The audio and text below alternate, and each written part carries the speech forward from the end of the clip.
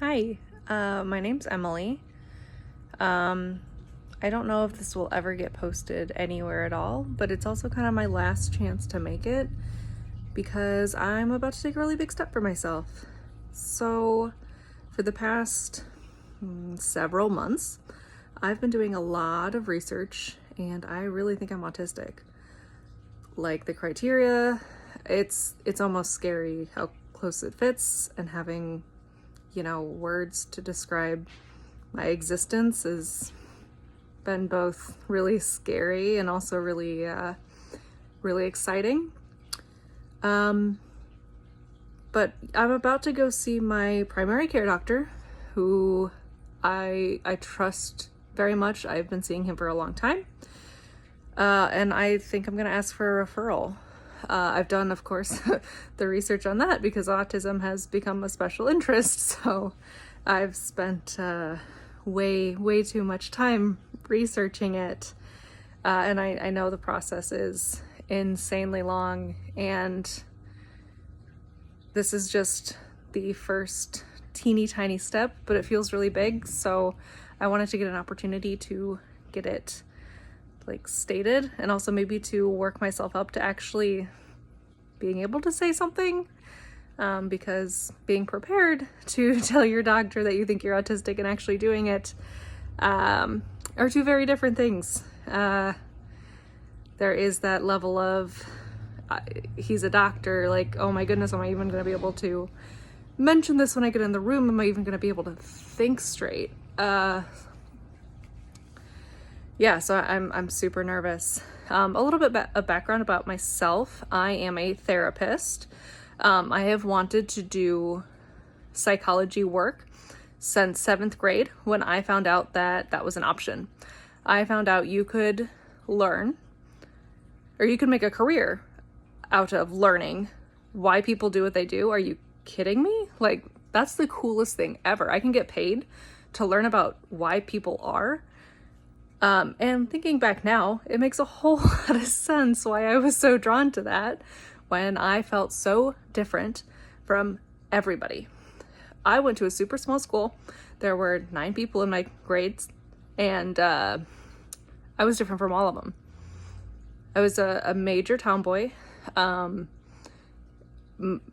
Basically, all of my friends were guys, and they were wonderful and accepted me, and I had a pretty good childhood all in all, but I could not understand why the girls treated each other the way they did, why they treated me like they did. And I think it was just, I was different. I was weird. I refused to play any kind of sports at recess, or really interact in any way that wasn't imaginary. Nobody else even had to be there for me to play imaginary games. I would be totally comfortable just interacting with nothing and playing by myself. I really do think if I was a boy at this age, I would have been pretty easily diagnosed, but, I got pretty good grades. I did pretty okay in school and quickly learned to mask when you don't always fit in, so you find ways to fit in. But I remember very distinctly, straight up hissing at people. Like, I thought I was a cat. I was a very, very strange child. These social skills that people just seem to automatically know how to do, and how to interact with one another, were not there. It took a long time to figure that out. I also definitely had the sensory issues. I'm usually able to push past a lot of those, again, just because of masking. And when you tell people that you need to stop touching that cotton ball or I'm going to lose my mind, and they look at you like you're insane, you just kind of shove those emotions right down and go on with your life while they squeak that stupid little cotton ball, even though it feels like there's nails being driven into your skin. It's awful. Foods. Still to this day, I'm an incredibly picky eater. I have survived off of buttered noodles for the majority of my life in one form or the other. Right now it's those bird's eye pastas. or the Suddenly Sides pastas, and I just make them to my liking. That has been what I've eaten probably for the past month, with like some random stuff thrown in. If I cook for myself, if we go out, of course, it's mostly Taco Bell. Taco Bell's really sensorily lovely. They've got crunchies in the middle of stuff. It's great. The other thing I did want to kind of mention in this first video, like I said, I was a therapist. I actually went to school for behavior analysis. I have my master's degree in behavior analysis. This was a very strong special interest of mine because behavior analysis is super cool. Like, it's how creatures work. We seek reward and we avoid punishment. So I thought that was like the basis of it. And then I get there and everything about it revolves around autism. And I was immediately like, this is not what I want to do. Like, none of this is fun to me. I don't want to train people. This is ridiculous. I want to learn why people do what they do. I actually remember specifically asking my advisor, I will do any internship. I really don't care. I just don't want to work with children, and I don't want to work with autism. So naturally, they stuck me with children with autism. Don't get me wrong, it was a great experience. I'm not necessarily like happy with the experience, if that makes sense. Like, it wasn't, I don't agree with that form of treatment, but it led me on to my ideal job, which is what I do right now, which is wonderful and amazing. And I don't have to train people to not be autistic. Like, that's insane to me. But anyway, throughout this whole experience, I did a lot of research on basically children with autism, and they look very different, of course, than adults with autism. And mostly higher needs autism is where I was working. I remember reading a book about females with autism and somebody who was diagnosed late.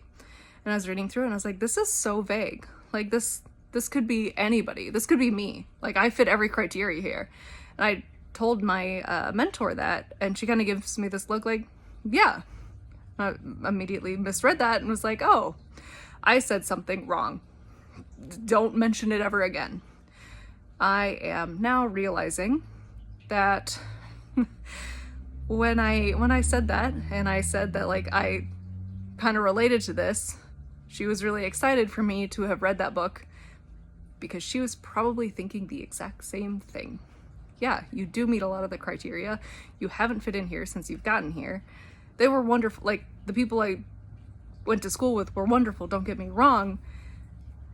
But I don't make friends easy. I don't connect well with other people. I don't read the room very well. When somebody asks me, like, hey, what are you doing this weekend? I actually just saw another video on this pretty recently and it blew my mind. They are asking you to hang out. What? I learned this 2 weeks ago. That when somebody asks, what are you doing on the weekend? That is an invitation to hang out. My entire life, my go-to scripted response was probably sleeping. That's not correct. These people that I've really wanted to connect with and hang out with probably thought I was being super rude and blowing them off when social cues are hard. Social cues are very hard. How does anybody just know this stuff? I don't understand. Like, it doesn't make any sense to me. You just know that that's what that means? Guess what I was doing this weekend? I'm sleeping in. Duh. What are you doing? You getting up at 6 a.m.? I'm not. Anyway, so people that I would actively want to hang out with in this social group, in this school setting, I was straight up just blowing off because I didn't know that they wanted to hang out with me. Nobody really had in the past, to my knowledge, wanted to hang out with me. I was quirky, as every evaluation somebody has ever done on me has said. Quirky, different, not afraid to be yourself. Little do they know I was trying very, very hard not to be myself. Very, very hard to just shove those oddities down and just fit in. But you can't shove everything down, and some of them peek through, and then you're the weird girl.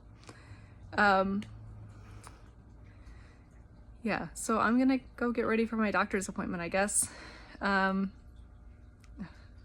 Wish me luck. I also don't know how to end anything because transitions are hard. All right. Thanks for listening, watching, whatever happens with this.